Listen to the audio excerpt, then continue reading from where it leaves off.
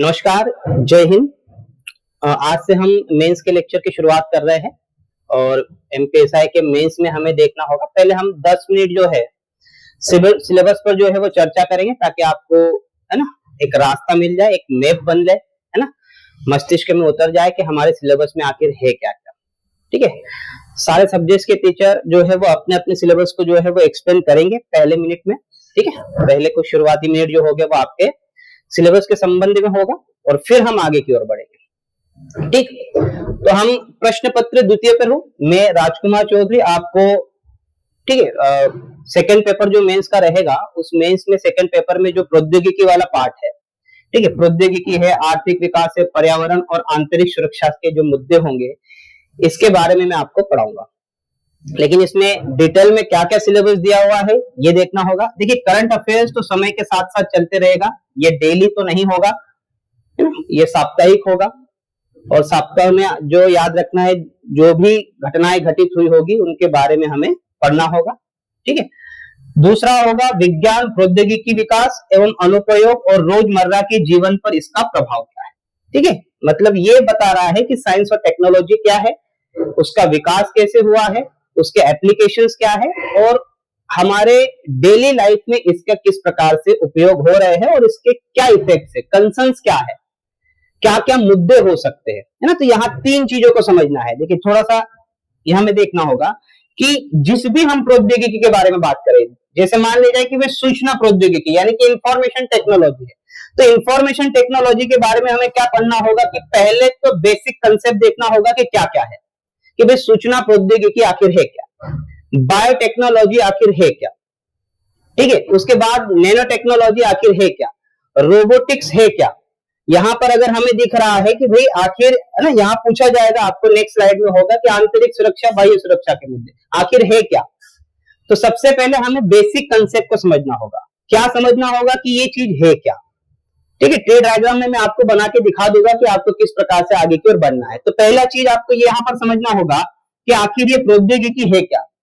दूसरी चीज आपको यह समझना होगा कि इस प्रौद्योगिकी का विकास कैसे हुआ, विकास क्रम क्या है इसका, किस प्रकार से यह अस्तित्व में आई, इसके पीछे कौन कौन से कारक जो जिम्मेदार थे यहां तक आने में, इस प्रौद्योगिकी के आने में, यह हमें देखना होगा। फिर दूसरा पॉइंट आपका होगा अनुप्रयोग। क्या होगा, अनुप्रयोग, एप्लीकेशंस क्या क्या है, किन किन क्षेत्रों में आज हम इसका उपयोग कर रहे हैं। ठीक है, अब एप्लीकेशंस तो हमने देख ली, रोजमर्रा के जीवन पर जो है फिर इसका प्रभाव कैसे हो रहा है। अब प्रभाव की अगर हम बात करें, इफेक्ट्स की अगर हम बात कर रहे हैं तो इफेक्ट पॉजिटिव भी हो सकते हैं और निगेटिव भी हो सकते हैं। जैसे मान लिया जाए कोरोना वैक्सीन अगर हमारे पास में आई है, मान लेते हैं कोरोना वैक्सीन आई है, या हम नैनो टेक्नोलॉजी का कोई प्रोडक्ट हमारे पास आया है जिसमें हमने नैनो टेक्नोलॉजी का उपयोग किया है, तो क्या हमारा समाज उसे सीधा एक्सेप्ट करेगा। क्या हमारे समाज ने सरोगेसी को सीधा इस्तेमाल कर लिया था, नहीं किया। कोरोना वैक्सीन को लेकर कई सारी भ्रम हमारे मस्तिष्क में थे, कई लोगों ने नहीं भी लगवाए, कई लोगों ने लगवाए। तो सामाजिक और नैतिक मुद्दे भी हमें देखना होगा, स्वास्थ्य पर इसका क्या प्रभाव है ये भी देखना होगा, सकारात्मक है या नकारात्मक है हम देखेंगे। ठीक है ना, तो मुद्दे, तीसरा पॉइंट आपका क्या होगा, मुद्दे, इसके कंसर्न्स क्या है, ठीक है ना, इसके इफेक्ट्स क्या क्या है। दूसरा हमने एप्लीकेशन देखा, पहला हमने क्या देखा था कि आखिर ये प्रौद्योगिकी क्या है और इसका विकास कैसे हुआ।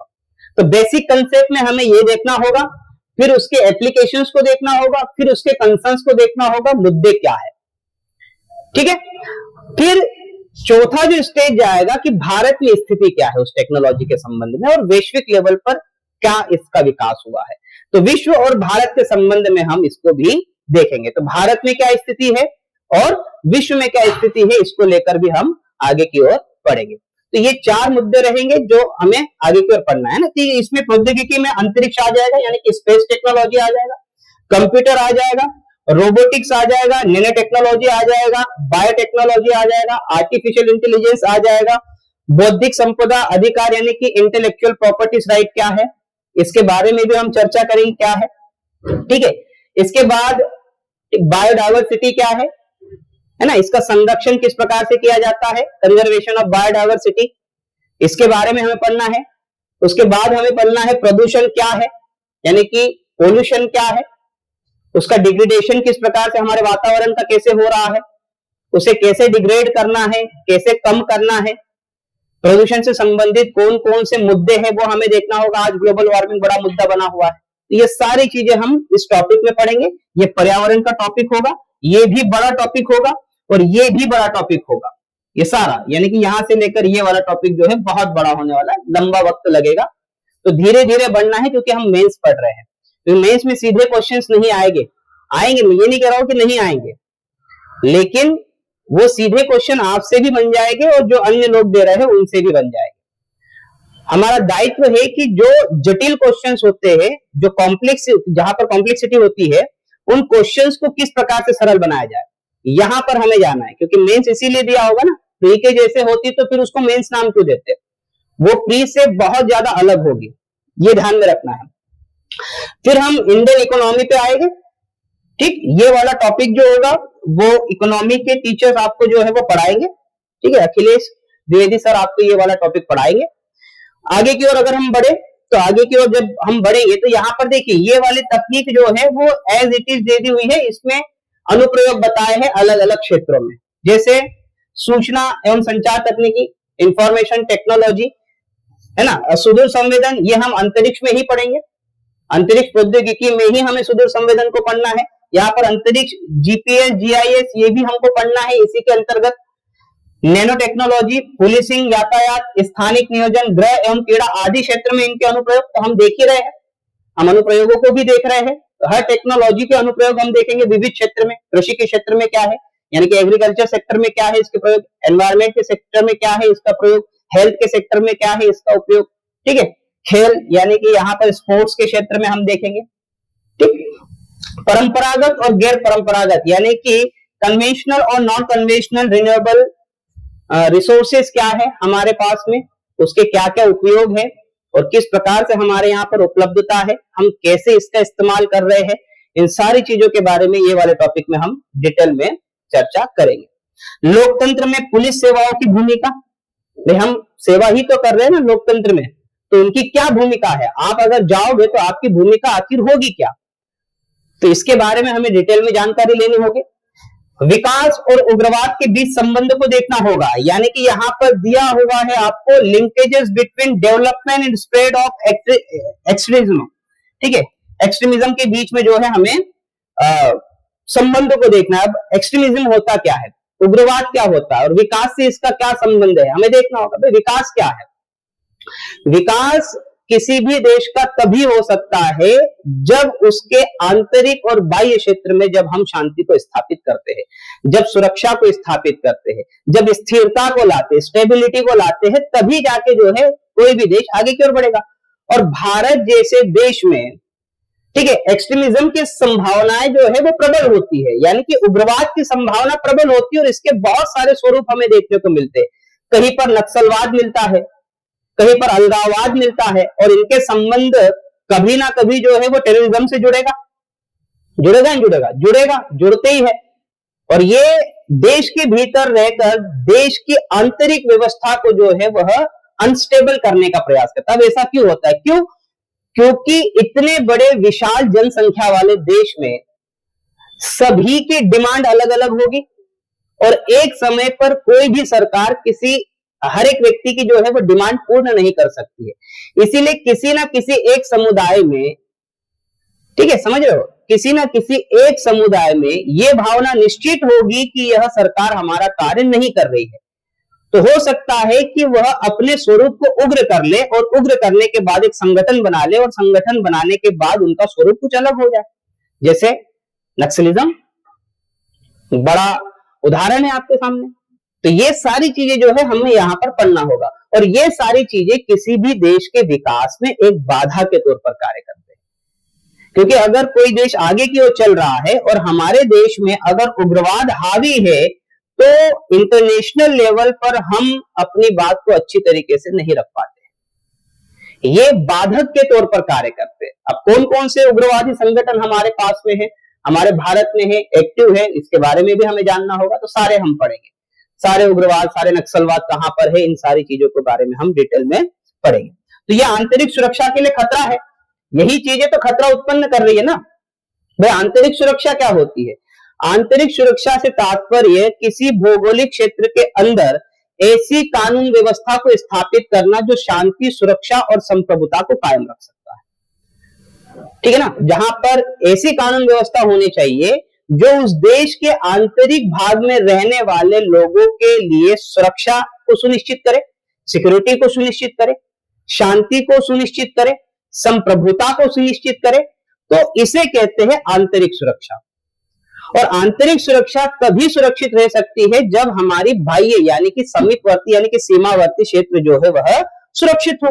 तो सीमावर्ती सुरक्षा को भी हमें देखना होगा। बाह्य और आंतरिक सुरक्षा यहाँ पर दिया हुआ।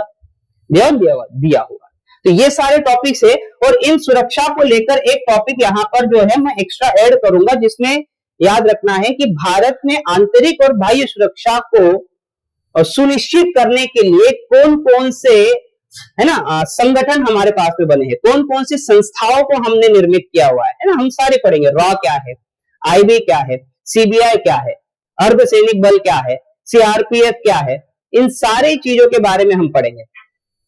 ठीक है, तो वो एक अलग से टॉपिक रहेगा, वो यहाँ पर दिया नहीं है लेकिन वो भी हमें पढ़ना है। जैसे अगर यहाँ पर हम टेक्नोलॉजी में देखें तो टेक्नोलॉजी में हमें क्या दिया है, टेक्नोलॉजी में हमें यहाँ पर दिया है रोबोटिक्स दिया है, कंप्यूटर दिया है, आईटी दिया हुआ है, nano technology, biotechnology, but defence नहीं दिया है। डिफेंस नहीं दिया है ना, तो हमें डिफेंस भी पढ़ना पड़ेगा, ऐसा नहीं कि नहीं पढ़ना पड़ेगा, क्योंकि सारी टेक्नोलॉजी एक दूसरे से जुड़ी हुई है। तो डिफेंस टेक्नोलॉजी को भी हमें यहाँ पर पढ़ना है, न्यूक्लियर टेक्नोलॉजी को भी हमें यहाँ पढ़ना, दिया भले ही ना हो लेकिन पढ़ना तो पड़ेगा। और न्यूक्लियर टेक्नोलॉजी कोई छोटा टॉपिक तो है नहीं कि जिसे हम छोड़ दे। डिफेंस टेक्नोलॉजी यहाँ तो पढ़ना ही पड़ेगा ना, यहाँ सीधा तो नहीं दिया है लेकिन यहाँ पर सुरक्षा के दृष्टिकोण से हमें तो पढ़ना पड़ेगा डिफेंस टेक्नोलॉजी। बाह्य और आंतरिक सुरक्षा के मुद्दों में तो हमें पढ़ना ही पड़ेगा, ये तो जरूरी है। इन टेक्नोलॉजी का विकास हमने किया है तो उसके बारे में हम पढ़ेंगे।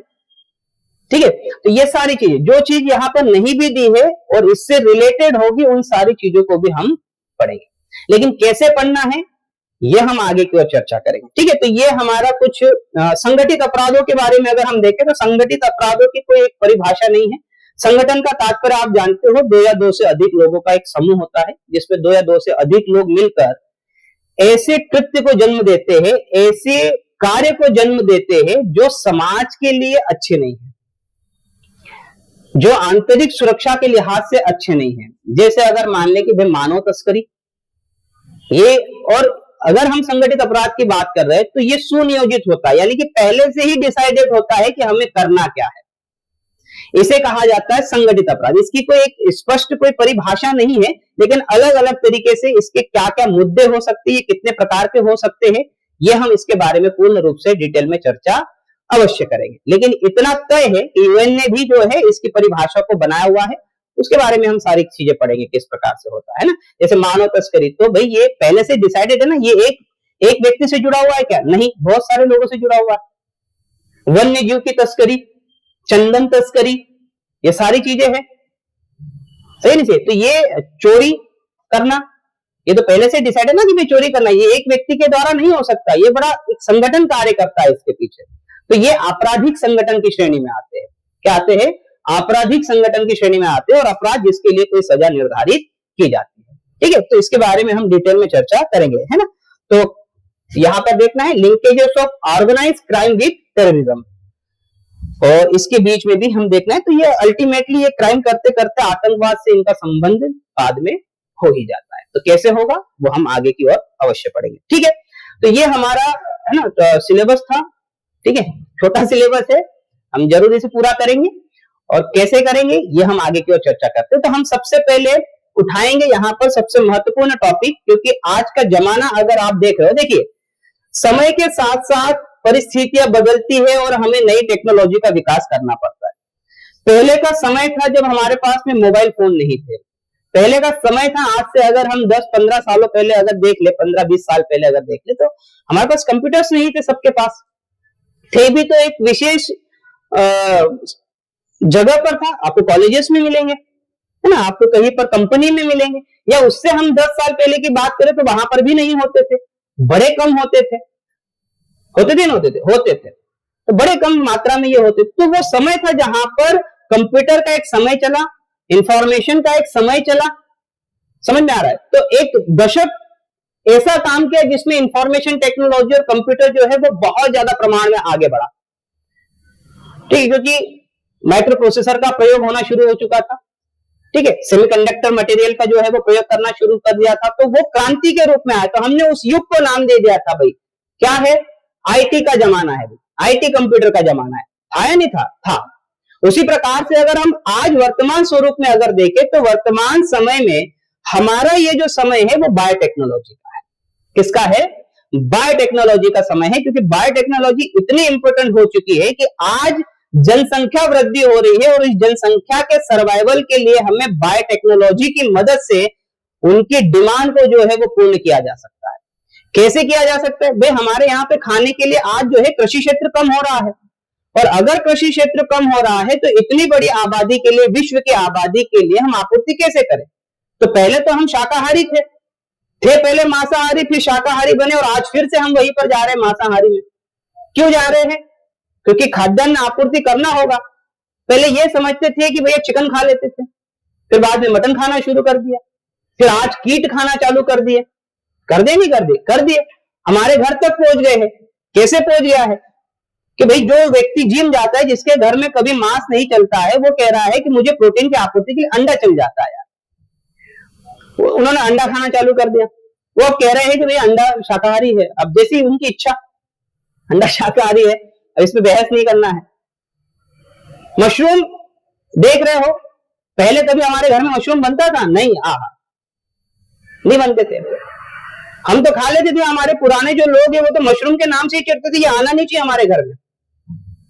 खास करके कहते नॉर्थ इंडिया में हमारे पूर्वजों ने कभी मशरूम नहीं खाया होगा, कभी कढ़ाई में नहीं देखा होगा। आज मशरूम की सब्जी बन रही है, प्रोटीन की आपूर्ति के लिए एक बड़ा स्रोत बना हुआ है मशरूम।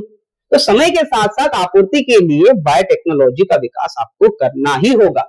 इसीलिए कहा गया है कि वर्तमान समय जो है वो बायोटेक्नोलॉजी का, बीता वो आईटी कंप्यूटर का जमाना था, और जो आ रहा है वो नैनो टेक्नोलॉजी का है। समझ गए? इतनी रूपरेखा समझे कि मैं बायोटेक्नोलॉजी क्यों ले रहा हूं अभी? क्योंकि वर्तमान समय जो है वह बायोटेक्नोलॉजी का है, आने वाला समय नैनो टेक्नोलॉजी का है। अभी हम नैनो टेक्नोलॉजी के लेवल पर इतना ज्यादा कुछ विकास नहीं किए हैं, लेकिन जितना विकास किया हम अपने आप को समझ रहे कि हमने बहुत बड़ा विकास कर लिया। बिल्कुल नहीं, हम आरंभिक चरण में हैं, बिल्कुल शुरुआती कदम हमने रखा हुआ है नैनो टेक्नोलॉजी के बारे में।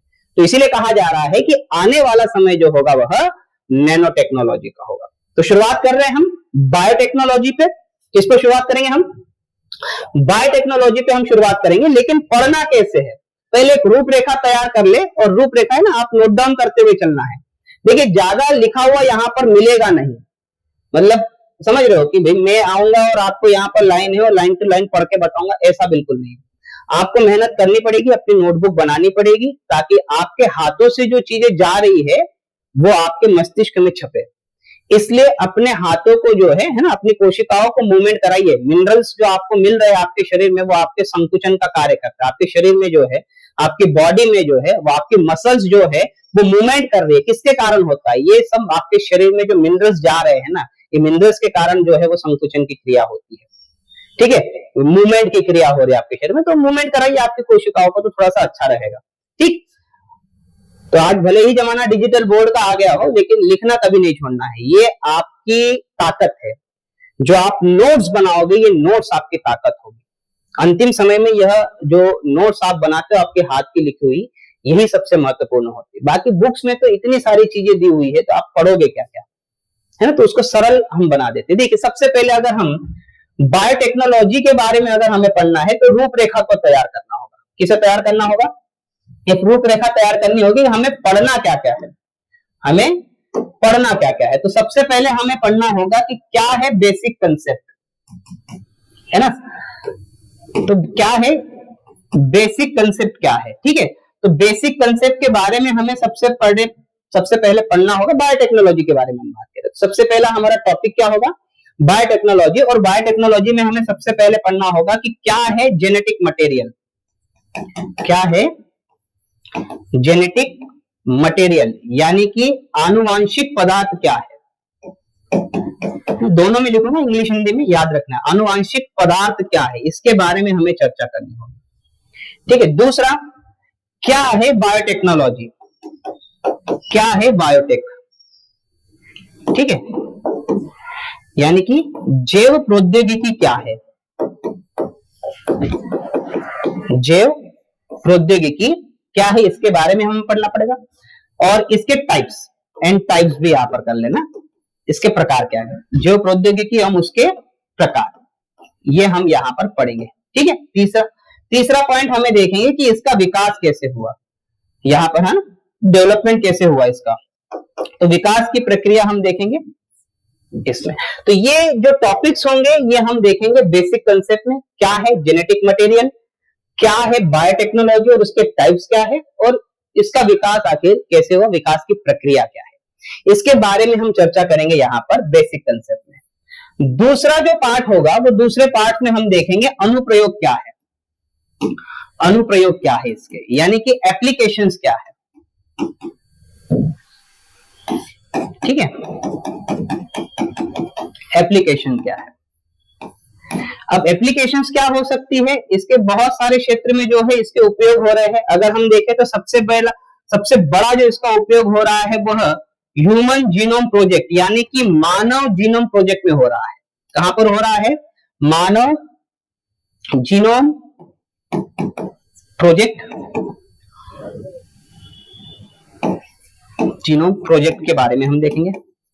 ठीक है, मैं थोड़ा सा इसको यहां पर कर दूं ताकि इधर जगह हो जाए। ठीक है, तो ह्यूमन जीनोम प्रोजेक्ट के बारे में हमें देखना है, और हो सकता है स्टेम सेल्स क्या होती है, स्टेम सेल्स क्या होती है, इसके बाद हम देखेंगे क्लोनिंग क्या होती है, क्लोनिंग के बाद हम देखेंगे आईवीएफ क्या होता है, इन विट्रो फर्टिलाइजेशन क्या होता है, इसके बारे में हम देखेंगे। इसके बाद हम देखिए एम्ब्रियो ट्रांसफर की जो हम प्रक्रिया है उसको देखेंगे, भ्रूण हस्तांतरण कैसे होता है, इन विट्रो फर्टिलाइजेशन, ठीक है, उसको भी हम देखेंगे।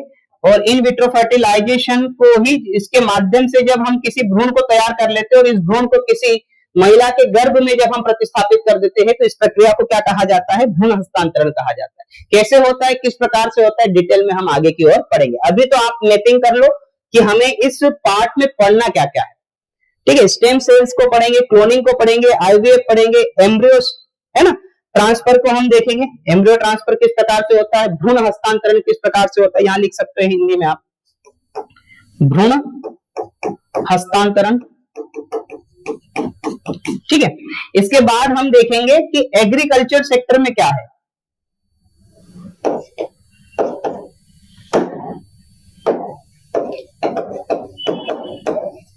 एग्रीकल्चर सेक्टर में हम देखेंगे। ठीक है, इसके बाद अगर हम देखें तो इसके बाद हम देखेंगे एनवायरनमेंट के सेक्टर में क्या क्या होगा, एनवायरनमेंट के सेक्टर में हमें देखना होगा, पर्यावरण के क्षेत्र में हमें देखना होगा, तो विविध क्षेत्र में जो है हम इसके अनुप्रयोगों को देखेंगे। ठीक है, तो ये अगर हम देखेंगे तो stem cell, cloning, IVF, embryo जो होगा ये स्वास्थ्य के क्षेत्र से संबंधित होगा। ठीक है, हेल्थ के संबंध में होगा। फिर एग्रीकल्चर सेक्टर में हम देखेंगे, एनवायरनमेंट के सेक्टर में हम इसके प्रयोगों को देखेंगे। अब तीसरा जो पार्ट था जो मैंने यहां पर आपको बताया, देखिए क्या बताया मैंने आपको यहां पर, मैंने आपको यहां पर बताया कि सबसे पहले हमें क्या देखना है, विकास को देखना है कि इसका, इस टेक्नोलॉजी का विकास आखिर किस प्रकार से हुआ। दूसरा अनुप्रयोग पर देखना, रोजमर्रा के जीवन पर इसका प्रभाव क्या, इंपैक्ट क्या है, तो इंपैक्ट को लेकर यहां पर हमें देखना होगा कि मुद्दे क्या क्या है, हमारे क्या क्या है मुद्दे, आखिर कौन कौन से, तो मुद्दों को लेकर भी हमें चर्चा करनी होगी।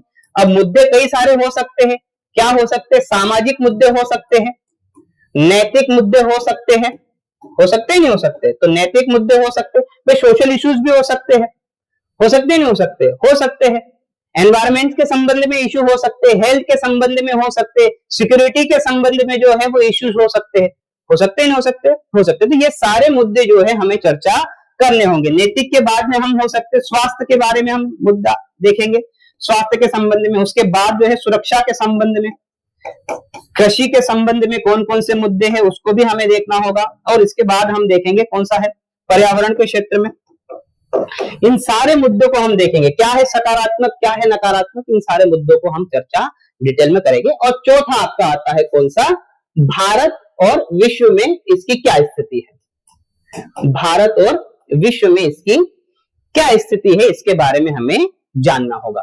तो ये ओवरव्यू आपको याद रखना है, करना होगा कि सबसे पहले हमें यहां से शुरुआत करनी होगी, बिल्कुल बेसिक से, कि है क्या जैव प्रौद्योगिकी, और फिर जेनेटिक मटेरियल क्या है, सबसे पहले यहां पर जानना होगा, फिर उसका विकास किस प्रकार से हुआ, फिर आगे की ओर हम चर्चा करते हुए चले जाएंगे। ठीक है, तो ये बेसिक कंसेप्ट आपको समझा होगा कि क्यों हमने बायोटेक्नोलॉजी पर शुरुआत किया है, क्योंकि वर्तमान समय किसका है, बायोटेक्नोलॉजी का है, और ये निरंतर आगे की ओर बढ़ रहा है। ठीक है, भारत में हालांकि इसका विकास हम बड़े स्तर पर तो नहीं देखते हैं, लेकिन शुरुआत हो चुकी है, तो आगे की ओर भी जाएंगे। आपने जीएम क्रॉप सुना होगा, है ना, बीटी बैंगन का नाम सुना होगा, तो ये सारी चीजें कृषि से संबंधित चीजों में ये सारी चीजें आ जाएगी। ठीक है, गोल्डन राइस के बारे में आपने सुना होगा, सुना है नहीं सुना होगा, सुना होगा। तो जीएम सरसों के बारे में आपने सुना होगा, ये सारी चीजें जो है इसके अंतर्गत आएगी।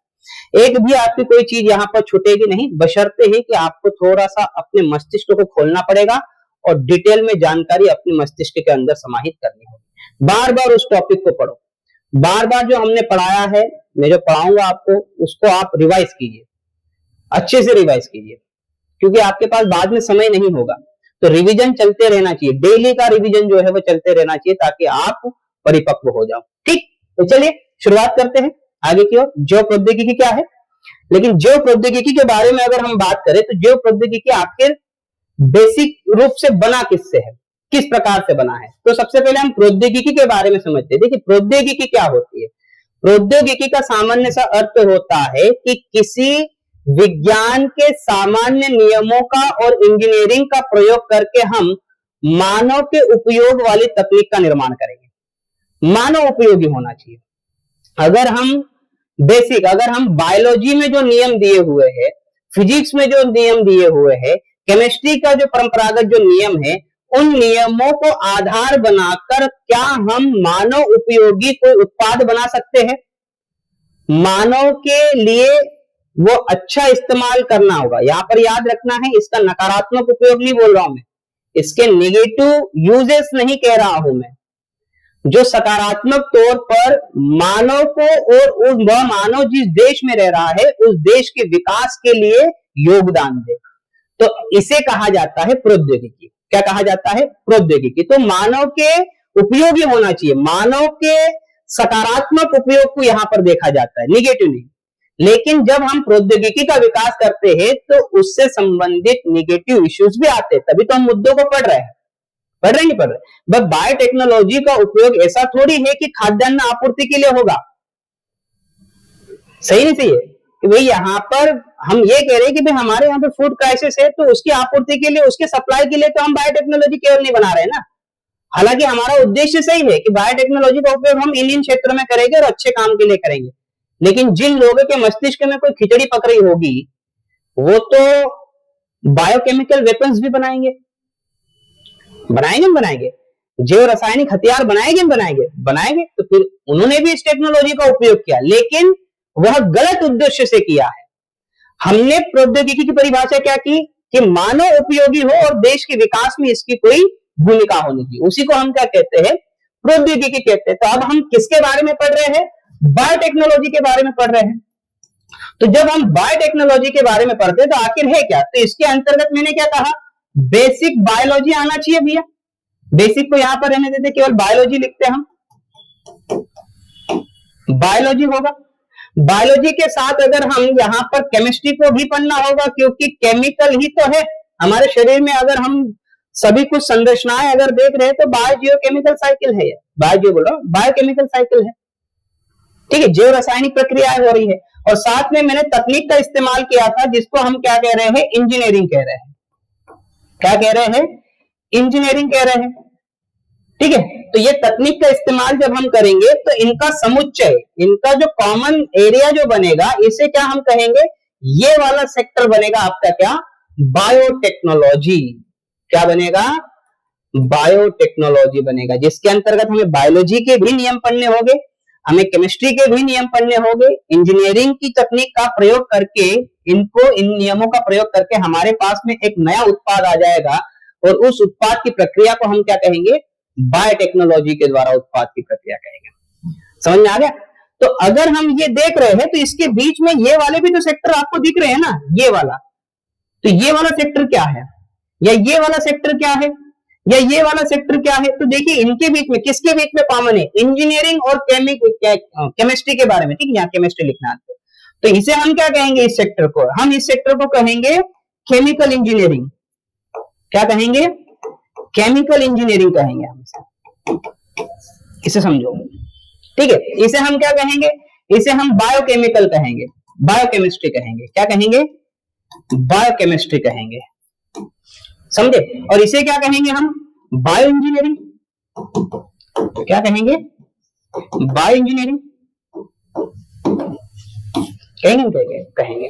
तो ये सारी चीजें, तो इन सबको मिलाकर क्या कहा जाता है? आपका बायोटेक्नोलॉजी कहा जाता है। तो बायोटेक्नोलॉजी में याद रखना है, मैं सीधा अगर आपको बायोटेक्नोलॉजी पर शुरुआत करूंगा तो आपको समझ में नहीं आएगा, क्योंकि कुछ ऐसे टर्म्स आएंगे इसमें जिसके बारे में आपको पहले से जानकारी होना चाहिए, ठीक है ना। तो अगर हम कहेंगे कि भाई डीएनए से आरएनए की बनने की प्रक्रिया क्या होती है, अगर मैं सीधा आपको शब्द कहूंगा कि भाई ट्रांसक्रिप्शन क्या होता है, मैंने शब्द ले लिया तो आपको इसका अर्थ ही नहीं पता है।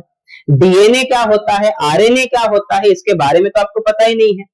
हम वायरसेस का उपयोग जो है वो जेनेटिक इंजीनियरिंग में कर रहे हैं, जीन थेरेपी में हम वायरसेस का इस्तेमाल करें तो वायरस क्या है ये भी हमें पढ़ना पड़ेगा। तो ये सारी जानकारी हमें मिलेगी कहां पर? तो ये सारी जानकारी मिलेगी हमें बेसिक बायोलॉजी में मिलेगी, जीव विज्ञान में मिलेगी। कहां पर मिलेगी? जीव विज्ञान में। तो बायोटेक्नोलॉजी को शुरुआत करने से पहले जो मेरे 5-6 लेक्चर जो रहेंगे या 6-7 लेक्चर जो रहेंगे वो बायोलॉजी पर रहेंगे, ताकि मैं थोड़ा से आपके कंसेप्ट को जो है बना दूं, ठीक है। तो ऐसा नहीं कि मैं सीधा जीव प्रौद्योगिकी पर प्रयोग करूंगा या सीधा प्रवेश करूंगा, बिल्कुल नहीं, क्योंकि जीव प्रौद्योगिकी पर अगर मैंने सीधा प्रवेश किया तो आपके समझ में कुछ भी नहीं आएगा। इसीलिए याद रखना है हमें बेसिक नॉलेज बायोलॉजी का होना चाहिए।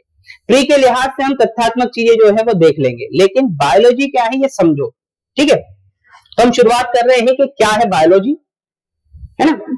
इसे हिंदी में कहा जाता है जीव विज्ञान। क्या कहा जाता है? जीव विज्ञान। अब सब कुछ समझेंगे इसका अर्थ क्या होता है, ठीक है। बायोलॉजी के पिता जो है वो अरस्तु को कहा जाता है। ये फैक्चुअल चीजें हैं, ये हम बाद में लिख लेंगे, है ना। ये सब लिखने वाले टॉपिक है तो उस पर चिंता नहीं करनी, आपको कंसेप्ट समझना है यहाँ पर, है ना, क्योंकि अब आप मेंस पढ़ रहे हो, प्री नहीं पढ़ रहे हो, ठीक है। तो अब अगर हम बायोलॉजी की अगर हम बात करें तो इस पर मैं बाद में आऊंगा, लेकिन सबसे पहले हमें आमूलचूल चीजों को देख ले कि आखिर है क्या बायोलॉजी, जीव विज्ञान क्या है, जीव विज्ञान आखिर होता क्या है, बायोलॉजी आखिर होती क्या है, ठीक है। देखिए बायोलॉजी 2 शब्दों से मिलकर बना है, ठीक है।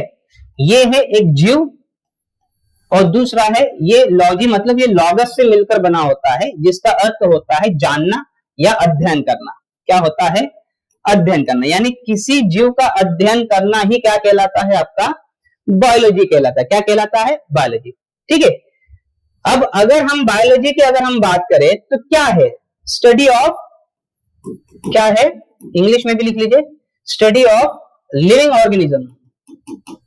क्या है? ठीक है, आप लिख सकते हो या स्टडी ऑफ लिविंग ऑर्गेनिज्म लिख सकते हो या स्टडी ऑफ आप लिविंग बीइंग लिख सकते हो, आपकी इच्छा है, आप किसी भी प्रकार से उसे लिख सकते हो। तो स्टडी ऑफ लिविंग ऑर्गेनिज्म अगर हम पढ़ते हैं तो इसी को क्या कहा जाता है? बायोलॉजी कहा जाता है। पहले हालांकि इस प्रकार से भी आप डिफाइन कर सकते हो कि स्टडी ऑफ लाइफ। क्या है? स्टडी ऑफ लाइफ यानी कि जीवन का अध्ययन। थोड़ा सा अजीबोगरीब शब्द आ जाता है, जीवन का अध्ययन क्या कहलाता है? आपका बायोलॉजी कहलाता है। क्या कहलाता है? बायोलॉजी कहलाता है। लेकिन जीवन जो है वो थोड़ा सा, है ना, साइंटिफिकली या विज्ञान की भाषा में उचित नहीं होता है कि आप स्टडी ऑफ लाइफ, हालांकि सामान्य आपके बुक्स में लिखा रहता है, हमने भी जो बचपन से पढ़ा हुआ है, एनसीईआरटी में भी हमने देखा है, तो जीवन का अध्ययन या स्टडी ऑफ लाइफ जो है वह क्या कहलाता है? आपका बायोलॉजी कहलाता है। लेकिन अगर विज्ञान जगत इसे परिभाषित करता है तो किस रूप में करता है? स्टडी ऑफ लिविंग ऑर्गेनिज्म के रूप में करता है। अब लिविंग ऑर्गेनिज्म की अगर हम बात करें तो इसको आगे चलकर इन्होंने क्या नाम दिया? अगर हिंदी में इसको अगर हम बोले तो इसको तो हमने बोल दिया कि भाई जीव का अध्ययन है, लाइफ का अध्ययन है, जीवन का अध्ययन है।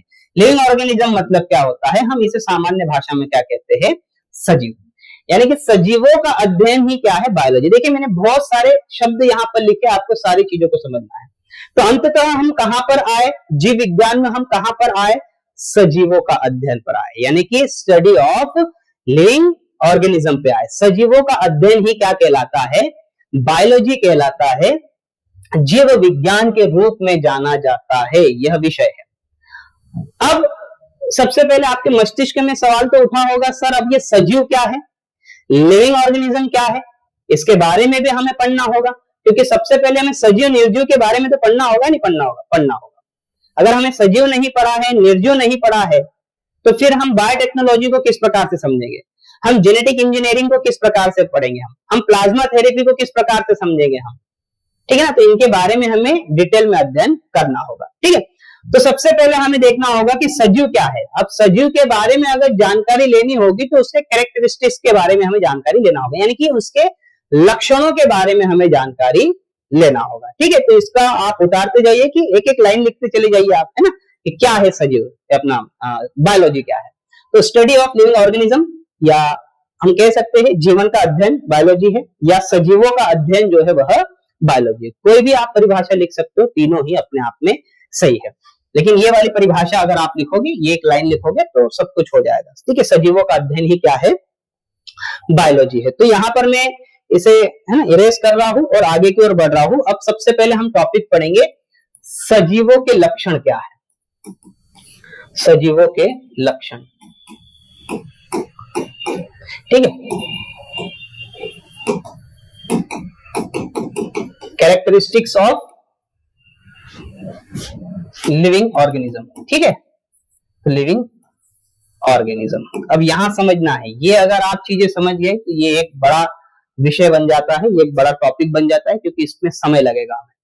सजीवों के लक्षण क्या है? तो सामान्य तौर पर हम कहते हैं क्या, बचपन से हमने देखा है, आपके मस्तिष्क में आता है सजीव क्या है, तो हमारे सर भी जो थे वो बताते थे, टीचर भी हमें बताते थे, जो हिल डुल सकता है वो है, जो चल सकता है वो है, जो श्वसन कर सकता है वो है, जो प्रजनन कर सकता है वो है, यही सारी चीजें है ना, जो श्वास ले सकता है वो है, ठीक है, जो चल सकता है फिर सकता है वो सजीव है।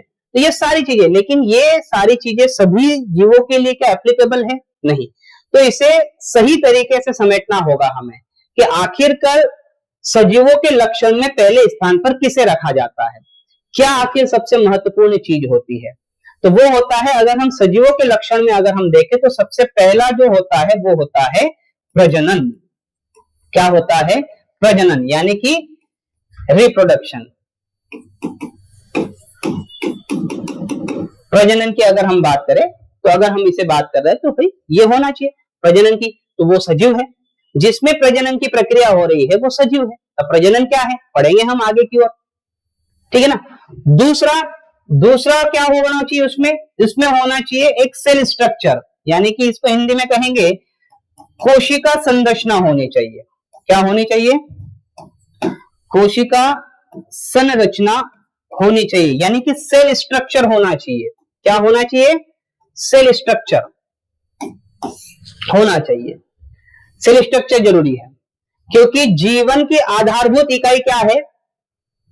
सेल है, यानी कि फंडामेंटल यूनिट ऑफ लाइफ क्या है? वो सेल है। तो इस सेल के बारे में उसका एक निश्चित संरचना होनी चाहिए, नहीं होनी चाहिए? होनी चाहिए, तो वो सजीव है। क्यों होनी चाहिए ये हम आगे के टॉपिक में पढ़ेंगे। यानी कि तीसरा जो पॉइंट है वो वही है कि आखिर हमने सेल को जीवन की आधारभूत इकाई क्यों माना है, किस लिए माना है।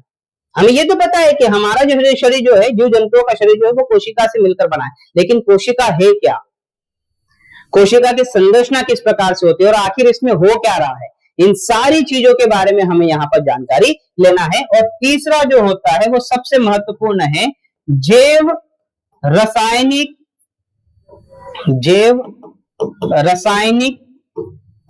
अभिक्रिया। जैव रासायनिक अभिक्रिया, समझो यहाँ पे चीजों को, यानी कि इसे ही हम कहेंगे मेटाबॉलिज्म। क्या कहेंगे? मेटाबॉलिज्म की प्रक्रिया यहाँ पर होनी चाहिए, यानी कि बायोकेमिकल रिएक्शन वहां पर होनी चाहिए, तो हम कहेंगे कि वह सजीव है। अब आपका मस्तिष्क जो है वो ये होगा कि नहीं सर, हमने तो सुना हिलना डुलना ये सब सारी चीजें होना चाहिए, खाना पीना ये अगर हो रहा है तो सजीव है, सुन रहा है तो सजीव है। ये सारी चीजों को समेटकर एक ही शब्द में रख दिया गया है, जैव रासायनिक अभिक्रिया, यानी कि मेटाबॉलिज्म। अब ये है क्या, इसको समझो। देखिए हमारे शरीर जो है वो हमारा शरीर होगा या किसी भी सजीव, हम तो सजीवों के लक्षण को देख रहे हैं, मैं केवल इंसानी जगत की बात नहीं कर रहा हूं, मैं सभी जगत की बात कर रहा हूं, पूरे के पूरे जो है वह जैविक जगत की बात कर रहा हूं। तो जैविक जगत की जब भी हम बात करेंगे तो उसमें मेटाबॉलिज्म की प्रोसेस हो रही है ना, हिंदी में कहा जाता है उपापचय की प्रक्रिया। यहां पर मैं लिख दूं मेटाबॉलिज्म क्या होता है, उपापचय की प्रक्रिया हो रही है। क्या हो रही है, उपापचय की यहां पर प्रक्रिया हो रही है। अब ऐसा क्या है, इससे होगा क्या, मेटाबॉलिज्म आखिर होता क्या है। देखिए शब्द को सुनो, यहां पर जैव रासायनिक अभिक्रिया है। जैव रासायनिक अभिक्रिया की अगर हम बात करें तो हमारा शरीर आखिर बना किससे है। इस संपूर्ण सृष्टि में जो भी पदार्थ बने होंगे, जो भी सजीव पदार्थ अगर बन रहे होंगे या निर्जीव पदार्थ की भी अगर हम बात करें तो उसमें केमिकल तो है। कैसा है भाई, हमारा शरीर, अगर मैं हमारे स्किन की बात करूं तो ये किसकी बनी हुई है, ये कार्बोहाइड्रेट की बनी हुई है। अब कार्बोहाइड्रेट को अगर मैं पढ़ूं तो क्या है, C6H12O6। तो ये C क्या है, H क्या है, O क्या है, ये तो केमिकल कंपोजिशन है ना, ये कंपाउंड है ना। हमारे शरीर में प्रोटीन बन रहा है, क्या है, केमिकल ही तो है ना। हमारे शरीर में वसा बन रहा है, क्या है, फैट बन रहा है, क्या है, केमिकल ही तो है ना। तो बिना केमिकल का तो यहां पर जीव की हम कल्पना कर ही नहीं सकते, बिल्कुल नहीं कर सकते। इसीलिए तो मैंने यहां पर बताया था कि आपको क्या पढ़ना होगा, हमें पढ़ना होगा बायोकेमिस्ट्री के बारे में भी। और ये बायोकेमिकल रिएक्शन आखिर हो कहां पर रही है, ये बायोकेमिकल रिएक्शन हो रही है कहां पर, हमारे शरीर की कोशिका में हो रही है। कहां पर हो रही है, कोशिका में हो रही है। मेटाबॉलिज्म की जो प्रक्रिया है वो हमारे शरीर के कोशिका के अंदर हो रही है। अब ये बायोकेमिकल साइकिल जो है, ये बायोकेमिकल बोला, बायोकेमिकल जो प्रक्रिया हो रही है, ये अभिक्रिया जो हमारे कोशिका में हो रही है, आखिर ये कर क्या रही है, इससे हो क्या रहा है, इससे आखिर हमें प्राप्त क्या हो रहा है, आखिर इससे हमें प्राप्त क्या हो रहा है। तो देखिए अगर हम मेटाबॉलिज्म की प्रक्रिया को देख रहे हैं तो मेटाबॉलिज्म की प्रक्रिया दो भागों में विभक्त करके हमें देखना होगी। कितने भागों में, दो प्रक्रियाओं में हमें देखना होगा, एक बनने की प्रक्रिया और दूसरा विघटन की प्रक्रिया। यानी कि यहां पर मेटाबॉलिज्म की प्रोसेस जो होगी किसी भी सजीवों के अंदर, वो दो रूपों में होगी, एक कंस्ट्रक्टिव रूप में होगा और दूसरा डिस्ट्रक्टिव रूप में होगा, यानी कि बिगड़ने के रूप में होगा या बिगड़ने के स्तर पर होगा। किस स्तर पर होगा, बिगड़ने के स्तर पर होगा। तो इसे हम कहते हैं एनाबॉलिक प्रक्रिया। एक को क्या कहते हैं हम, एनाबॉलिक, जिसमें आप कंस्ट्रक्शन का काम देखोगे। क्या होगा, कंस्ट्रक्शन का काम देखोगे, समझेगा आगे चलकर, है ना, ज्यादा टेंशन लेने की आवश्यकता नहीं है। ये सारी चीजें जो है वो टेक्नोलॉजी में बहुत काम में आएगी और आपको इस स्तर पर जाना ही होगा। ठीक है, तो एक एनाबॉलिक प्रक्रिया होती है और दूसरी प्रक्रिया क्या होती है, केटाबॉलिक। केटाबॉलिक प्रक्रिया होती है, क्या होती है, केटाबॉलिक प्रक्रिया, यानी कि इसे हम कहते हैं डिस्ट्रक्टिव। क्या कहेंगे हम, डिस्ट्रक्टिव। सिंपल भाषा में समझना है, कुछ नहीं है, बिल्कुल आसान है, बिल्कुल आसान है। हम शरीर में ऑक्सीजन ले रहे हैं और ये ऑक्सीजन जाके आखिर कर क्या रहा है, ऑक्सीजन ही तो ले रहे हैं ना, केमिकल ही तो है ना, केमिकल ही है। जब हम ऑक्सीजन को ले रहे हैं तो ये ऑक्सीजन जाकर कहां पर जाएगा, ये हमारे ब्लड में जाएगा और किससे प्रतिक्रिया करेगा, अभिक्रिया ही तो होगी ना। ये ऑक्सीजन जो है वो Hb से करेगा, यानी कि हीमोग्लोबिन से प्रतिक्रिया करेगा और ऑक्सी हीमोग्लोबिन बनाएगा। क्या बनाएगा, ऑक्सी हीमोग्लोबिन बनाएगा। तो यहां पर अभिक्रिया तो हुई है हमारे शरीर में। तो ये जो ऑक्सीजन हम ले रहे हैं ये ब्लड में घुलकर ऑक्सी हीमोग्लोबिन बना रहा है और यही ऑक्सी हीमोग्लोबिन जो है वो जा रहा है कहां पर, हमारी कोशिका के अंदर। और कोशिका के अंदर आखिर ये करेगा क्या, इसका काम क्या होगा, इसका काम होता है कि हमारे शरीर में एनर्जी का उत्पादन करना, एनर्जी को रिलीज करना। लेकिन वो एनर्जी कहां छुपी हुई है, तो मास है हमारे यहाँ पे, पदार्थ है, ग्लूकोज के फॉर्म में है हमारे पास में। तो उस ग्लूकोज को जलाना पड़ेगा और जलाने के लिए ऑक्सीजन चाहिए रहती है, चाहिए रहती है भाई। किसी भी प्रक्रिया में अगर अभिक्रिया को कराने के लिए ऑक्सीजन की आवश्यकता हो रही है तो वो ऑक्सीडेशन हमने पढ़ा हुआ है बचपन में, पढ़ा नहीं पढ़ा है। ऑक्सीकरण की प्रक्रिया किसे कहते हैं, जिस अभिक्रिया में ऑक्सीजन का इस्तेमाल हो रहा है किसमें, जलाने के लिए। तो ग्लूकोज भी जल रहा है, बस इतनी बात है कि हम उसे साइंटिफिक लैंग्वेज में जो है वो जलाना नहीं कहते हैं, लेकिन काम तो वही कर रहा है ना। जैसे अगर मैं यहां पर एक कागज को जलाऊं तो क्या हुआ, ऑक्सीजन तो लगेगा ना। कागज को जलाने के लिए ऑक्सीजन की आवश्यकता होगी ही होगी और उससे हमें क्या मिलेगा, उससे हमें ऊर्जा निकलेगी वहां से किस रूप में, हीट के फॉर्म में निकल रही है, बिल्कुल निकल रही है। तो यहां पर भी तो ग्लूकोज को जलाया जा रहा है ना, ऑक्सीजन की आवश्यकता हो रही है तो उसे तोड़ेगा, वो तोड़ रहा है और तोड़ने पर क्या निकलेगा, तोड़ने पर एनर्जी निकल रही है, यानी कि मास को तोड़कर एनर्जी निकलेगी, निकलेगी ही निकलेगी। मास को जलाया जा रहा है, बस यहां पर क्या किया जा रहा है, जलाया जा रहा है, मैंने यानी कि ग्लूकोज को जलाया जा रहा है। तो बिल्कुल सिंपल है, इसमें ज्यादा कोई दिमाग लगाने की आवश्यकता नहीं। तो हमारे शरीर में भी यही हो रहा है, पादप के शरीर में भी यही हो रहा है। तो एनर्जी कहां से आ रही है, यही से, मास में से। मास को जलाएंगे तो एनर्जी आएगी। ग्लूकोज को अगर हम ऑक्सीडेशन की प्रक्रिया अगर हम कर रहे हैं तो फिर हमें एनर्जी मिलेगी, एटीपी के रूप में हमें एनर्जी मिलेगी। और साथ में क्या मिलेगा, साथ में मिलेगा हमें क्या, H2O, हीट भी मिलेगी। तभी तो हमारा शरीर का टेम्परेचर नियंत्रित रहता है। ये अगर प्रक्रिया नहीं हुई तो क्या हमारे शरीर का तापमान 37 डिग्री सेल्सियस क्या नियत रहेगा, कांस्टेंट रहेगा। हम कहीं पर भी चले जाए, हम पहाड़ पर चले जाए, हम अंटार्कटिका पे चले जाए, हमारे शरीर का तापमान, हमारा शरीर 37 डिग्री सेल्सियस किसी भी परिस्थिति में बनाकर रखेगा, क्योंकि हमारे शरीर में बायोकेमिकल रिएक्शन जो है वो 37 डिग्री सेल्सियस पर ही होगी। इसीलिए हमारे शरीर का दायित्व भी बनता है, हमारी कोशिका में जो बन रहा है, ये जो ऑक्सीडेशन की प्रोसेस हो रही है, इससे हीट निकलेगी, जिससे हमारे शरीर का तापमान जो है वह नियंत्रित होता है। और आप कहीं पर भी चले जाओ, चाहे अंटार्कटिका में चले जाओ, आपके शरीर का टेम्परेचर 37 डिग्री सेल्सियस होगा। और अगर नहीं हो रहा है तो इसका तात्पर्य है कि आपको संक्रमण हुआ है। अगर बढ़ रहा है तो फिर आपका शरीर जो है वो नॉर्मली बिहेव नहीं कर रहा है, आपको उपचार की आवश्यकता होगी। और आपका शरीर अगर नॉर्मल है, किसी भी परिस्थिति में, आप सहारा मरुस्थल पे चले जाइए, आप ज्यादा हीट पे चले जाइए जहां पर ज्यादा उष्णता मिल रही होगी वहां पर, या आप अंटार्कटिका पे चले जाइए, आपका शरीर, अगर आप स्वस्थ हो तो आपके शरीर का टेम्परेचर 37 डिग्री सेल्सियस होगा, मतलब होगा 98.6 फ़ारेनहाइट आपके शरीर का टेम्परेचर होगा, क्योंकि इसी टेम्परेचर पर हमारी कोशिका अंदर बायोकेमिकल रिएक्शन को कर रही है। समझे? अब एक चीज टूटना, जहां पर टूट रहा है और एनर्जी मिल रही है, तो ऐसी प्रक्रिया क्या कहलाती है, कैटाबोलिक, यानी कि इसे हिंदी में कहा जाता है अपचय। क्या कहा जाता है, अपचय की प्रक्रिया कही जाती है। और एनाबोलिक में, यानी कि इसमें याद रखना है कि जटिल जो यौगिक होते हैं, यानी कि कॉम्प्लेक्स कंपाउंड जो होते हैं, वो सरल यौगिकों में टूटते हैं।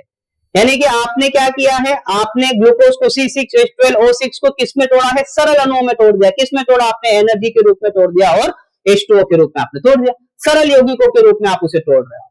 यानी कि कॉम्प्लेक्स कंपाउंड को सिंपल कंपाउंड में तोड़ने की प्रक्रिया क्या है, आपकी कैटाबोलिक प्रक्रिया। इसमें एनर्जी मिलेगी हमें, याद रखना, हमेशा कैटाबोलिक प्रोसेस में क्या मिलेगा हमें क्या मिलेगा, एनर्जी मिलेगी, हमेशा एनर्जी मिलेगी। ये क्वेश्चन सीधा पूछा जाता है आपको। अब सीधे फैक्चुअल क्वेश्चन तो बहुत ही कम आएगा आपको, अब कथन वाले आएंगे निम्नलिखित में से, है ना, कोशिका के संबंध में कौन सा कथन जो है वो सत्य नहीं है, तो इनमें से दे दिया जाएगा। ऐसे कथन लिखे हुए होंगे आपके, इसमें क्या लिखा होगा कि क्या बायोकेमिकल रिएक्शन में एना कैटाबोलिक जो प्रक्रिया होती है उसमें एनर्जी उत्पाद के रूप में मिलता है, बिल्कुल सही है, क्यों नहीं मिलेगा, वही हो रहा है।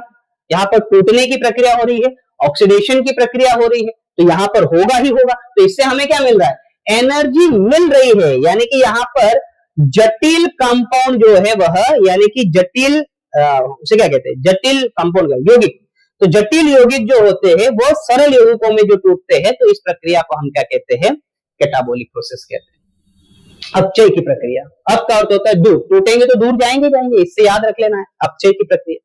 अब उपचय की प्रक्रिया देखते हैं, एनाबोलिक, उपचय क्या होता है, उपचय का अर्थ होता है इसके विपरीत प्रक्रिया। मतलब क्या, जहां पर दो सरल यौगिक या दो से अधिक सरल यौगिक जब आपस में मिलेंगे तो एक जटिल यौगिक बनाते हैं। क्या बनाते हैं, तो यहां पर क्या होता है, सरल यौगिक मिलेंगे, सरल यौगिक जो है वो आपस में मिलेंगे और किसका निर्माण करेंगे, जटिल यौगिक का निर्माण करेंगे। तो यही प्रक्रिया क्या कहलाती है, आपकी एनाबोलिक।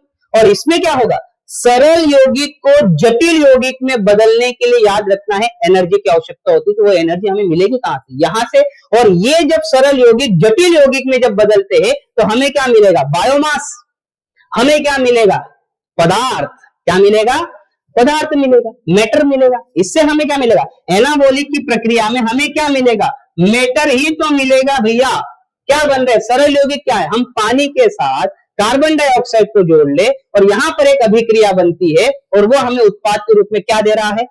ग्लूकोज, कार्बोहाइड्रेट दे रहा है, प्रोटीन देगा, वसा देगा, देगा नहीं देगा?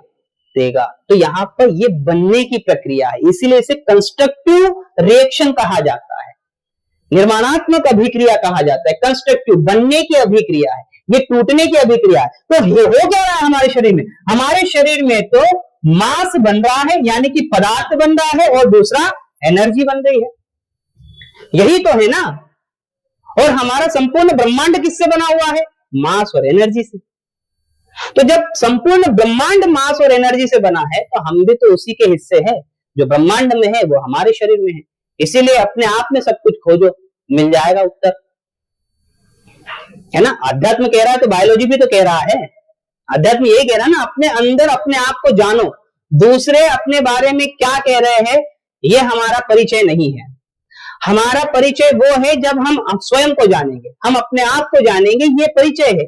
ये तो हम अध्यात्म के लेवल पर गए, लेकिन बायोलॉजी भी तो यही कह रहा है ना, ब्रह्मांड हमारे शरीर के अंदर बसा हुआ है, तो हम इसे जाने। मास और एनर्जी से ही तो ये संपूर्ण ब्रह्मांड बना हुआ है, और हमारी कोशिका में भी तो यही बन रहा है। इसका अर्थ हो रहा है कि हमारी कोशिका में भी एनाबॉलिक और कैटाबॉलिक की जो प्रक्रिया हो रही है, बनने और बिगड़ने की प्रक्रिया हो रही है, तो ब्रह्मांड में भी यही हो रहा है, यही सारी चीजें हो रही है। ब्रह्मांड में हीलियम है, ऑक्सीजन है, हाइड्रोजन है ना, अन्य तत्व होंगे, क्योंकि ऑक्सीजन अगर पृथ्वी पर है तो पृथ्वी भी तो ब्रह्मांड का ही हिस्सा है। ये नहीं कहना सर ब्रह्मांड में ऑक्सीजन का है तो हम भी तो उसी के हिस्से हैं, ये नहीं कहना चाहिए।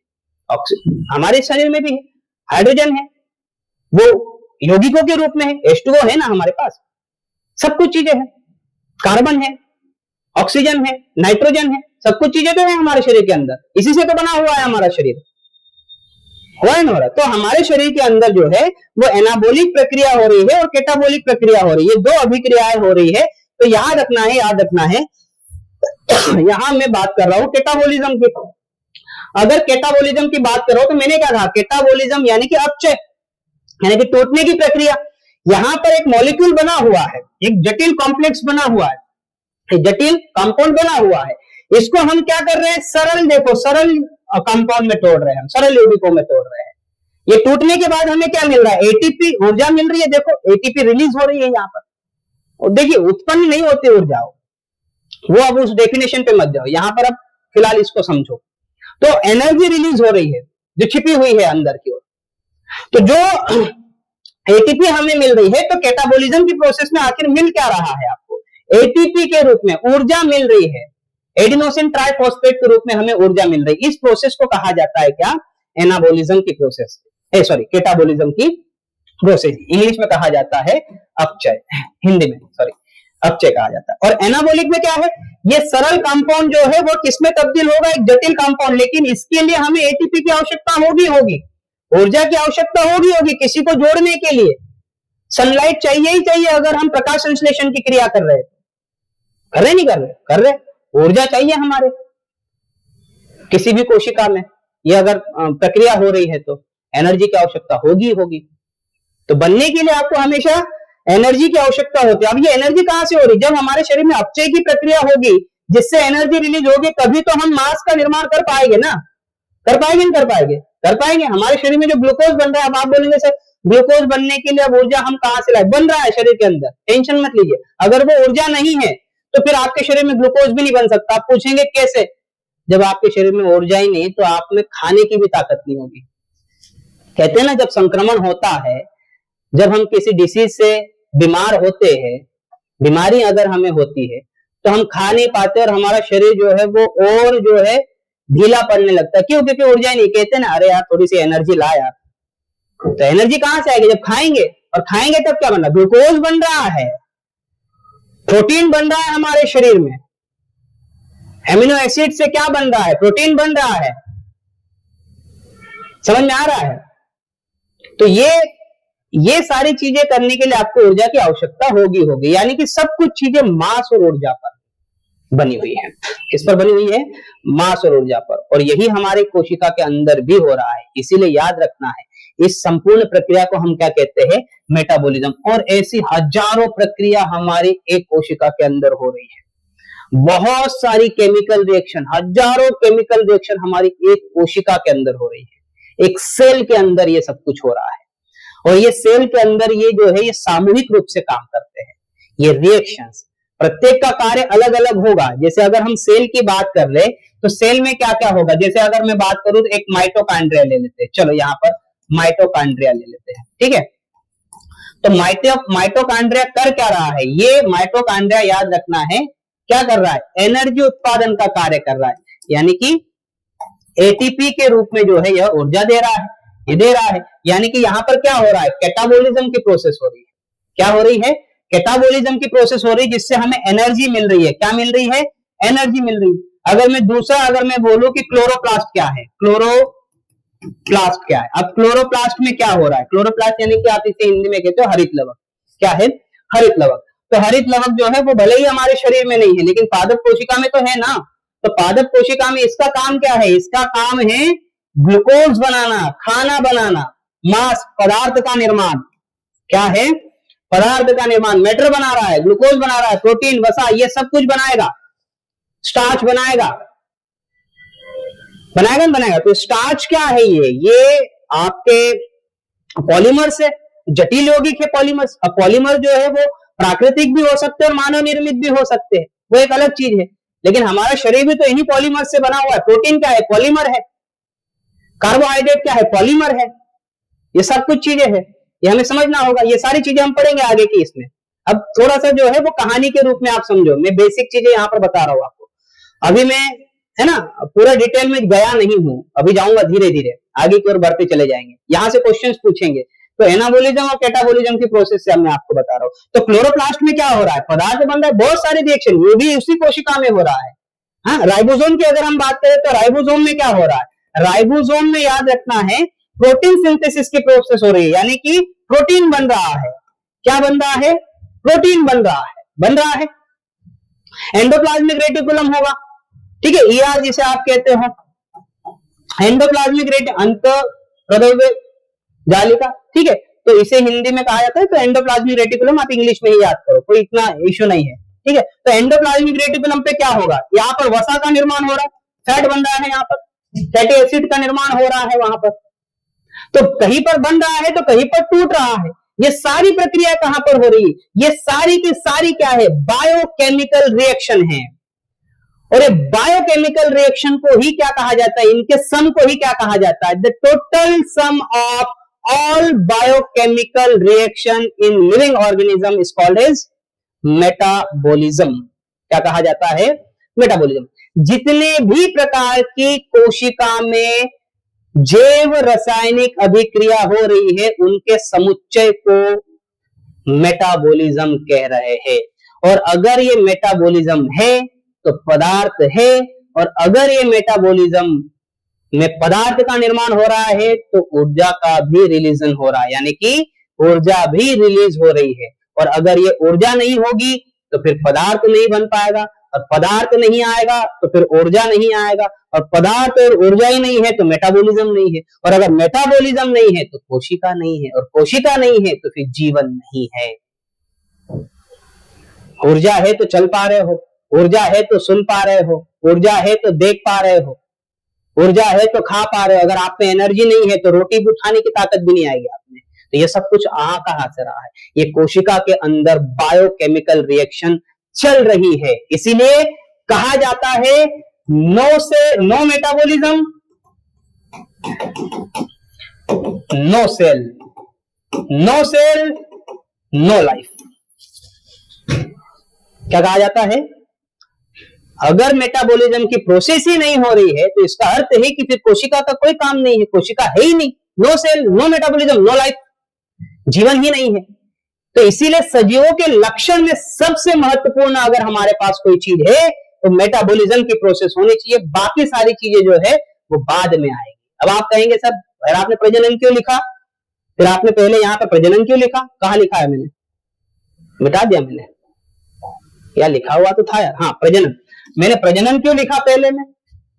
ठीक है, तो प्रजनन इसलिए लिखा गया है। अब आप सोचिए, समझना है चीजें। जैव रासायनिक अभिक्रिया से कोशिका संरचना बन रही होगी, और जब कोशिका संरचना होगी तो ही प्रजनन की प्रक्रिया होगी। अब कैसे होगी इस पर हम चर्चा करते हैं। देखो कि भाई प्रत्येक कोशिका का काम क्या है? प्रत्येक कोशिका का काम यह है कि इसमें मेटाबॉलिज्म की प्रोसेस होना अनिवार्य है। अब अगर कोशिका मेटाबॉलिज्म की प्रक्रिया कर रही है तो मैटर और एनर्जी के रूप में अगर हमें उत्पाद भी मिल रहे हैं तो कोशिका के अंदर एक वक्त ऐसा समय आएगा जब मास और ऊर्जा की मात्रा ज्यादा हो जाएगी, और जब मास और ऊर्जा की मात्रा ज्यादा होगी तो वो कोशिका कहेगी कि अब मेरे कार्य संचालन के लिए यह इतनी ऊर्जा और मास को मैं सहन नहीं कर सकती, इसीलिए मुझे अब स्वयं को दो भागों में विभाजित करना ही होगा, और तब जाके कोशिका एक से दूसरे में तब्दील होती है। इसी को कहा जाता है रिप्रोडक्शन, यानी कि प्रजनन की प्रक्रिया। अब ये प्रजनन की प्रक्रिया हर जंतुओं में अलग अलग होती है। मानव शरीर में अगर देखें तो स्पर्म्स के माध्यम से होती है, स्पर्म सेल्स के माध्यम से होती है, होती नहीं होती? होती है। तो कोशिका विभाजन ही प्रजनन है। जैसे अमीबा क्या कर रहा है? अमीबा भी तो वही कर रहा है ना। क्या कर रहा है? एक से दो में विभक्त हो रहा है ना, वो भी तो संतति कोशिका को जन्म दे रहा है ना। दे रहा है, दे रहा है। एक डॉटर सेल को जन्म दे रहा है, नहीं दे रहा है? दे रहा है, तो वो दूसरी कोशिका बन गई। तो इसी को ही तो प्रजनन कहा जाता है। लेकिन हमारे शरीर में प्रजनन का अर्थ तो होता है कि भाई है ना, निषेचन की प्रक्रिया के माध्यम से ही जो है वो दूसरा आना चाहिए तो ही हम इसे प्रजनन कहेंगे। बिल्कुल नहीं, ये तो प्रजनन का एक भाग है, इसको आप समझ रहे हो। तो बायोलॉजी ऐसा ही है। अगर सब कुछ हमें समझ में आ जाता तो फिर बात ही क्या है। ठीक है, तो प्रजनन वही हो रहा है ना। तो मास और ऊर्जा ही अगर ज्यादा हो रही है तो ये अपने आप को दो में बांट रही है। अगर दो में बांट रही है तो फिर प्रजनन की प्रक्रिया हो रही है, हो रही नहीं हो रही है? हो रही है, यहाँ पर प्रजनन है। तो जैव रासायनिक प्रक्रिया से कोशिका संरचना बनेगी और फिर काम होगा प्रजनन। यानी कि जो पढ़ने वाला व्यक्ति होगा, जो बायोलॉजी को समझ रहा होगा, आंतरिक तौर पर जो वैज्ञानिक होगा, जो साइंटिस्ट होगा, वो इस वाले भाग को सबसे महत्वपूर्ण मानेगा। लेकिन बायोलॉजी में हम अगर देखो भाई, क्या ये हमें नग्न आंखों से देख सकते? इसको नेकेड आई से नहीं देख सकते ना। क्या कोशिकीय संरचना को देख सकते हम? नहीं देख सकते। लेकिन किसको देख सकते हम? एक से दो हो गए, प्रजनन को देख सकते हैं। इसीलिए सबसे पहला पॉइंट कौन सा रखा जाता है? जो दिख रहा है, जो हमारे सामने हो रहा है, उस लक्षण को हम पहले रखेंगे। इसीलिए प्रजनन को सबसे पहले रखा जाता है, फिर बाद में कोशिकीय संरचना, और फिर उसमें क्या बायोजियोकेमिकल साइकिल है, बायोकेमिकल रिएक्शन हो रही है, उसके बारे में जानेंगे। आम व्यक्ति को इससे कोई लेना देना नहीं है। क्या जैव रासायनिक प्रक्रिया हो रही, क्या कोशिकीय संरचना। अब आप आपके घर वालों को बोलेंगे हमारा माइटोकॉन्ड्रिया जो काम करना बंद कर दिया, ऊर्जा नहीं मिल रही। क्या माइटोकॉन्ड्रिया क्या बोले? नहीं समझ, नहीं समझ पाएगा। उनको बोलेंगे प्रजनन एक से दो, हाँ समझ गया भाई, यहाँ पर हुआ है, विभाजन हुआ है, तो सजीव है हम, है ना। पत्थर से नहीं होगा ना, पेन से नहीं होगा ना, इसमें नहीं है, कोई कोशिकीय संरचना नहीं है और कोई मेटाबॉलिज्म की प्रोसेस नहीं हो रही, तो निर्जीव है, बिल्कुल निर्जीव है। वायरस अगर बाहर पड़ा हुआ है तो क्या उसमें कोशिकीय संरचना है? नहीं है। क्या मेटाबॉलिज्म की प्रोसेस हो रही है? नहीं है। गया, वो निर्जीव है, लेकिन प्रजनन कर रहा है, प्रजनन कर रहा है। तो क्या हम उसे सजीव मानेंगे? देखेंगे हम अगले लेक्चर में कि भाई वायरसेस क्या होते हैं, क्यों इसे सजीव और निर्जीव के बीच की कड़ी को कहा जाता है। उसमें हम आरएनए डीएनए के बारे में डिटेल में चर्चा करेंगे। लेकिन फिलहाल के लिए सजीवों के लक्षण, मैंने कहा ना थोड़ा सा लंबा टॉपिक चलेगा ये, कि लक्षण को समझना होगा। ये बायोकेमिकल साइकिल जो है वह होना जरूरी है आपके कोशिका में। इसीलिए मेटाबॉलिज्म की प्रोसेस नहीं हो रही है आपके शरीर में, बनने और बिगड़ने की प्रोसेस आपके शरीर में नहीं हो रही है, तो फिर याद रखना है आपका शरीर नश्वर होगा, आपकी मृत्यु होगी। समझ में आया?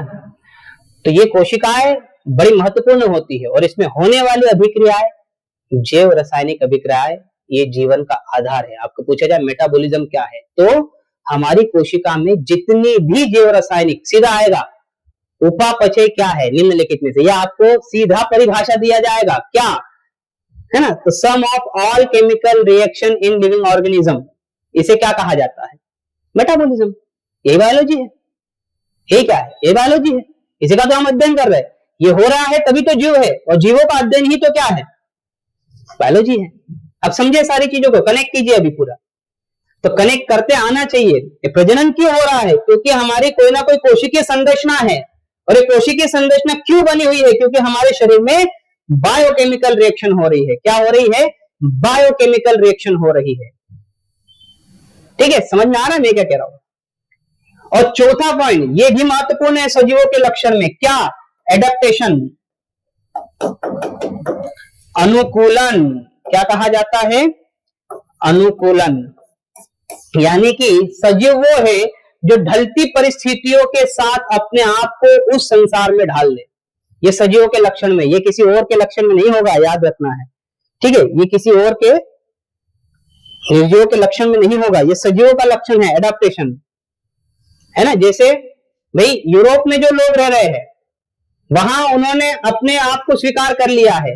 अगर ऐसा होता कि मानव केवल और केवल ठंडे प्रदेशों में रहता तो क्या हम यहाँ पर रह पाते? उष्णकटिबंधीय क्षेत्र में क्या हम ट्रॉपिकल रीजन में रह पाते? नहीं, हमने उसको एडॉप्ट किया है, उस वातावरण को जो है वह एडॉप्ट किया हुआ है, हमने उसके अनुकूल व्यवहार करना शुरू कर दिया है।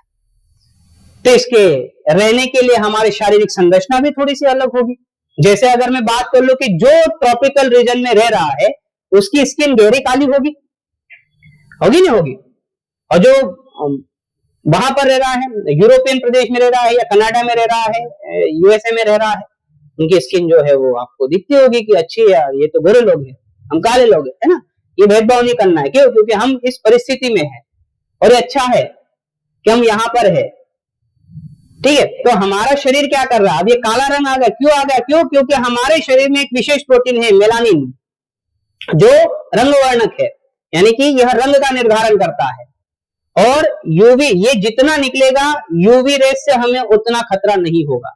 तो हमारे शरीर में जितना ज्यादा मेलानिन निकलेगा उतना यूवी रेस से हमें प्रोटेक्शन नहीं मिलता है। जैसे अगर आप धूप में चले जाओ, हमारे ट्रॉपिकल रीजन में तो धूप आम बात है, तो जब आप धूप में चले जाते हो तो आपके शरीर में, याद रखना है, मेलानिन प्रोटीन जो है वह निकलता है, और यह प्रोटीन जब निकलेगा तो धूप में जो है वो फैलता है, और फैलने के कारण यह आपकी स्किन को काला कर देता है। तो आप लंबे समय तक बने रहिए, आपकी स्किन काली होगी। क्यों? क्योंकि यह मेलानिन प्रोटीन को जो है वो सीक्रेट कर रहा है हमारा शरीर, हमारी कोशिका। एडेप्टेशन है यह हमारा, और लंबे समय तक, बहुत सालों तक यही प्रक्रिया हमारे शरीर में रह गई, तो यह हमारा गुणधर्म बन गया, यह हमारे शरीर का एक गुण बन गया। और हमारे शरीर का गुण ही क्या होता है? जीन कहलाता है। ये हमारे जीन हो गए। और जीन क्या है? जीन एक जेनेटिक मटेरियल है जो एक पीढ़ी से दूसरी पीढ़ी में जा रहा है। यानी कि मैं काला हूं तो मेरी आने वाली पीढ़ी भी काली होगी। इसीलिए ट्रॉपिकल रीजन में आपको जो है वह पूरे काले मिलेंगे। हमें स्किन कैंसर से, है ना, ज्यादा नहीं होगा। हमारे यहाँ पे ये स्किन कैंसर ज्यादा नहीं होता। हमारे यहाँ क्या होता है? मतलब फोड़े फफोले, ये बीमारियां होती है ना। और फफूंद लग जाएगी, ये लग जाएगी, वो लग जाएगा, है ना, मुंह सड़ जाएगा, ये सब हो जाएगा। ऐसे कैंसर भी होते हैं, तो स्किन के कैंसर बड़े कम मिले, तंबाकू वाले ज्यादा मिलेंगे। वो हमने अपना लिया है उस चीज को। जबकि आप अगर विदेशों में जाओगे तो याद रखना है, उनका शरीर चालू लाल हो जाता है, उन्हें यूवी रेस से प्रोटेक्शन लेना ही पड़ता है। हमारे यहाँ पे 45 डिग्री का तापमान भी अगर हो जाता है तो हमें ज्यादा फर्क नहीं पड़ता है। वहां अगर 35 डिग्री का अगर तापमान हो जाता है तो हाई बाप करने लग जाए, तो उनको लगता है कि ये हमारे यहाँ पे तो हीट वेव चल गई है, हमारे 35 तो नॉर्मल है। इतने में तो हम बोलते हैं कि यार कपड़े भी नहीं सूखेंगे, जबकि वहां पर 35 डिग्री सेल्सियस अगर हो जाता है तो ये सोचते हैं कि इतना ज्यादा, वो बर्फ में रहने लग जाते हैं, नहाने लग जाते हैं, ठंडे पानी में रहने लग जाते हैं। हमारे यहाँ तो कूलर तब चालू होता है जब तापमान 42 डिग्री के पार पहुंचता है, 43 डिग्री सेल्सियस के पास पहुंचता है, तब जाके हमारे यहाँ कूलर चालू होते हैं। और ये कहते हैं कि अंदर बिल ज्यादा आ जाएगा, अब मत चालू करो, अच्छा वातावरण। तो 35 में यार सोच लो उनकी वो हालत है। तो वहां पर यूवी रेस से प्रोटेक्शन करना पड़ता है उनका, इसलिए उनको स्किन कैंसर वगैरह ज्यादा होता है। तो उन्होंने वहां के वातावरण को ढाल लिया है। तो अनुकूलन, ये किसके लक्षण है? ये सजीवों के लक्षण है। किसके लक्षण है? सजीवों के लक्षण है। तो ये 4 पॉइंट आपको याद रखना है: प्रजनन, कोशिका संरचना, जैव रासायनिक अभिक्रिया और एडेप्टेशन, अनुकूलन। ये सजीवों के लक्षण, बाकी सब इसमें आ जाएगा, चलना फिरना, श्वास लेना वगैरह, श्वसन वगैरह, सब जैव रासायनिक अभिक्रिया में। क्योंकि श्वसन होगा तो ही तो ग्लूकोज जा रहा है ना अंदर, ग्लूकोज को तोड़ने के लिए ऑक्सीजन जा रहा है ना। तो श्वसन की प्रक्रिया किसमें शामिल हो गई? ये मेटाबॉलिज्म में। खाना खाने के माध्यम से हम क्या कर रहे हैं? ग्लूकोज निर्माण कर रहे हैं, प्रोटीन का निर्माण होगा कोशिका में। ये सब होगा, है ना। तो इसके उदाहरण लिख सकते हो आप यहाँ पर, अगर आप एनाबोलिज्म कैटाबोलिज्म के उदाहरण अगर आपको लिखना है तो यहाँ पर लिख सकते हो। इसके एग्जांपल में कैटाबोलिज्म में याद रखना है क्या, ग्लूकोज का टूटना, एटीपी का निर्माण होगा, या आप ऐसा लिख लो श्वसन की क्रिया। श्वसन की क्रिया क्या है, श्वसन, है ना, या श्वसन भी नहीं लिखना है, यहाँ पर एक शब्द लिखो सेल रेस्पिरेशन,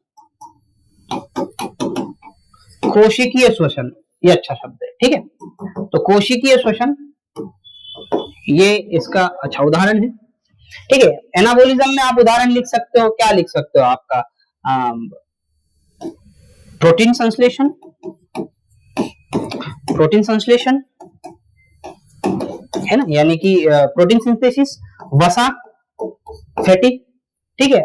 प्रकाश संश्लेषण सबसे अच्छा उदाहरण, अगर आपको एनाबोलिज्म का सबसे अच्छा उदाहरण लिखना है तो प्रकाश संश्लेषण ये सबसे अच्छा उदाहरण है। तो पूछा जा सकता है यहाँ पर निम्नलिखित में से कौन सी प्रक्रिया एनाबोलिज्म की नहीं है, प्रकाश संश्लेषण, प्रोटीन संश्लेषण, वसा संश्लेषण या कोशिकीय श्वसन, ठीक है।